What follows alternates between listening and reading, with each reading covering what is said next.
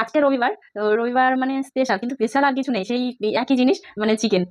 তো যাই হোক, তো ছেলে মেয়ে বললো মা নতুন কিছু বানাও। তো এর আগে বিরিয়ানি অনেকবার খাওয়া হয়েছে, ফ্রাইড রাইস চিলি চিকেন অনেকবার খাওয়া হয়েছে। তো আজকে ভাবলাম যে নতুন কিছু বলছে, সেই জন্য বেলাও হয়েছে মানে ভাবতে। তো চিকেনটাকে এনেছিল চিলি চিকেন করার জন্য, সেটাকে আমি বলি ড্রাই চিলি চিকেন করবো আজকে। আর করবো ফ্রাইড রাইস থেকে মিক্সড ফ্রাইড রাইস, মানে ফ্রাইড রাইসের পরিবর্তে মিক্সড ফ্রাইড রাইস, আর চিলি চিকেনের পরিবর্তে ড্রাই চিলি চিকেন, একই রকম, জাস্ট একটু মানে চিলি চিকেনটাকে ড্রাই করতে হবে, আর মিক্সড ফ্রাইড রাইসটাকে দিতে হবে তাতে চিংড়ি, আর হচ্ছে চিকেন, বোনলেস চিকেন, ছোট ছোট করে কিউব। চিকেনের জন্য পেঁয়াজ আর ক্যাপসিকাম কিউব করে, একটা টমেটো কিউব করে কেটে রেখেছি, আদা রসুন সব কুচিয়ে রেখেছি, লঙ্কা কুচিয়ে রেখেছি।